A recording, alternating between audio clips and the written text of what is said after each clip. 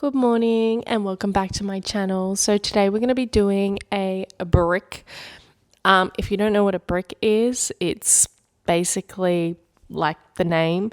It's to make your legs feel like two lumps of bricks. So essentially all it is you get on the bike, you ride as hard as you can, and then you get on the treadmill or outside, go for a run as hard as you can. Because essentially what happens is it's just the transition from the bike to running. Your legs feel like jelly and like they don't work properly and like bricks, hence the name. So I'm going to be doing that. They're never fun. I've already done one this at the start of the week on Monday. It is now the end of the week, Friday. And then throughout the week, I've also been going out on my trainer and then just doing like runs in the afternoon. So I have to admit, my legs are so fatigued. Like I can feel it and I'm like, oh, how am I going to survive today? I don't know.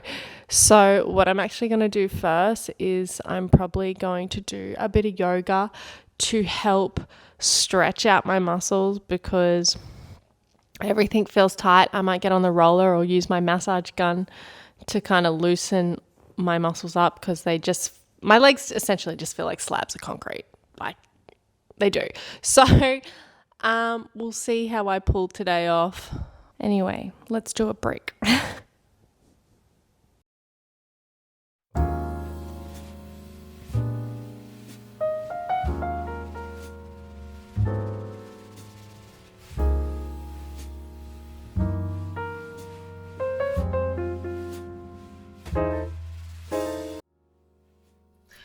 Okay, so I'm just going to do a bit of yoga.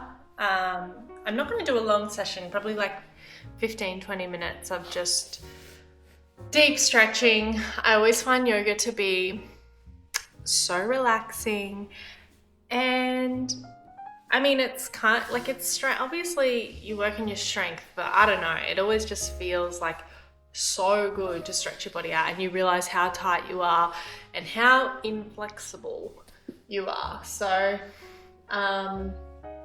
yeah, it's definitely something I need to do more of because I think it really helps with like agility, and as we get older, we don't use as many like movements as what we used to when we were like little kids running around. Now it's like you get out of bed the wrong way and you're like, ugh, my neck. Oh, I'm hurt. Oh, my neck, my back, my neck and my back. Oh. You know what I mean? So I need to be doing this more often.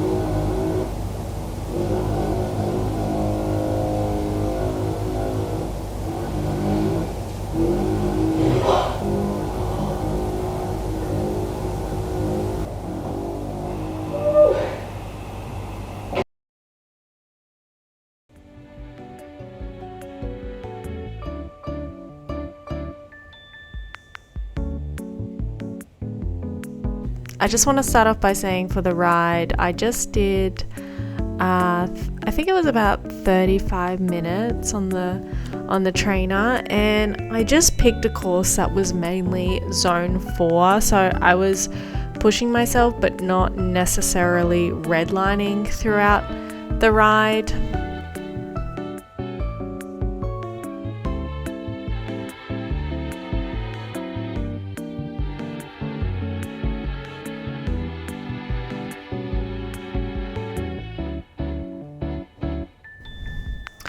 And then for the run, oh my gosh, I could just feel it in my body. Both my legs just felt like two lumps of wood, essentially.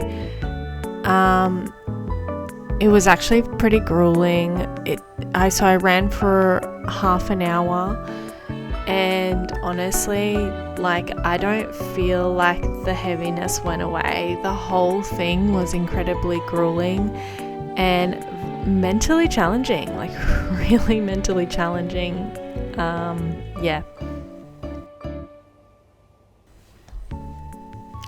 But I got through it, and that's the main thing. Made it through.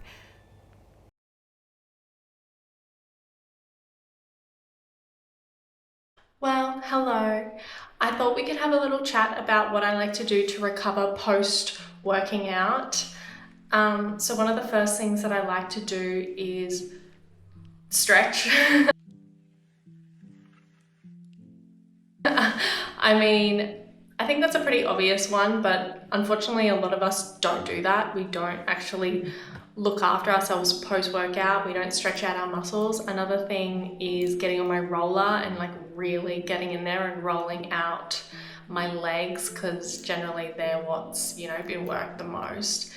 And also using a massage gun, which you would have seen earlier in the video, which is absolute torture, but it is so worth it. So hydration is probably one of the most important things, and I have definitely made mistakes with this that have bitten me in the ass, where I have gone to go for a run and halfway through my run I have the most splitting headache, or post a workout an hour later I end up with a migraine because I have not hydrated myself correctly. So I'm way more vigilant about that now. One of the biggest things that I tend to do is more focusing on post-workout hydration. I think throughout a workout I tend to drink enough water, but the problem is I'm sweating all of it out, and I need to replenish that once I'm done. So I tend to have some kind of high, electrolyte post workout, not necessarily throughout the workout. So the best thing that I find personally, because a lot of electrolytes really upset my stomach, is actually just coconut water. It just seems to be the best thing. I just have about 500 mils of coconut water and then just normal water, and that tends to be do the job, where I'm not getting a headache, it doesn't make me feel sick, it's not disruptive to my digestive system. So yeah, that's definitely what I like to do post-workout. Another thing is it's this product that I really like. So I like to rub this into my muscles. So it's called Pain Relief Gel, but it has magnesium, white turmeric, and arnica in it. So I really like this brand. It seems to really work, and it just really relaxes all those muscles. Another thing that I like to do when I have enough time is have a bath, which I'm about to do. So when I have a bath, I like to add in a heap of magnesium salts into it, because for obvious reasons, to help with my muscle recovery. And also too, just bathing in the warm water obviously just relaxes all your muscles, so you kind of get the most out of it. So another post-workout thing that is super important is refueling your body, I try to have a high protein and high carb. I know some people are very anti-carb, but when you're working out a lot, you need carbs. And so a high protein, high carb meal. I like to enjoy my food. I don't like to have much restriction on it. Obviously, I don't like processed things or high in like refined sugars or anything like that. But you know, I like a big fatty full meal after I worked out. And I feel like my body needs that after it. So good nutrition, not depriving our bodies of the things that it needs after we have worked it really hard. Another thing I want to talk about, and this is probably the most important thing, and that is good quality sleep. And that is something for most of my life I have struggled with. I have always been such a night owl. Like my bedtime would be 1 a.m. and then I'm getting up at 7 to go to work. Like definitely not getting enough sleep. These days I'm like crazy about my sleep. Like I love an early night. I need to be in bed by generally like 7:30, 8 o'clock is when I actually get into my bed and start to wind down. I know that might be too early for some people, but I generally like to get into bed maybe an hour before I plan to go to sleep. So another thing that has really helped me like aid my sleep, because I'm a massive overthinker, and generally in the quiet times of the day, whether that being the early morning or late in the night, generally that's when my mind is going into overdrive. I think so many of us feel that way. So I love this supplement. So it's called Stress and Anxiety, which I mean, doesn't like most of the population suffer with this. Like, I don't know, we've all got issues, but ashwagandha. So I just have found this product to be so helpful in like slowing down my racing thoughts. It really just chills me out a lot and takes the edge off of my anxiety and my stress. So I've been taking 2 of these morning and night, and honestly I feel way more even keel, and just on a general level feeling better and just getting more of a solid sleep too. Another supplement that I like to take is just magnesium as well, because obviously magnesium is so important to aid us in sleep. And so many of us lack it, unfortunately, just because we just don't get enough of it from our food, because our food's not grown in great soil the way that it used to be. So yeah. And the last thing I want to talk about is actually just like a nervous system reset. I guess it's like following up with what I was saying about stress and anxiety and how much that impacts our lives and just our day-to-day ability to do things and to have the energy to do things. Because that's, I think, something like we don't really think about, is like when you're stressed out or your anxiety is really bad, that chews through a lot of your energy. So I think a nervous system reset is incredibly powerful. The biggest thing that I like to do for a nervous system reset is definitely meditation. I mean, we all know this, it really helps. It's been proven time and time again. It's like backed by science. You know, there's so many options, there's so many little short ones you can do. You really don't have to spend a lot of time meditating to get the benefits. Even if it's just 5 minutes a day, I think you'll see a difference. Also, another thing that I love to do is ground myself to the earth. So that's just walking on grass, or for me, I'm very lucky, I live near the ocean and I love walking the beach. So it's, you know, just putting my feet in the sand, or even going for a swim, things like that. Just being in nature, being connected to that, it definitely,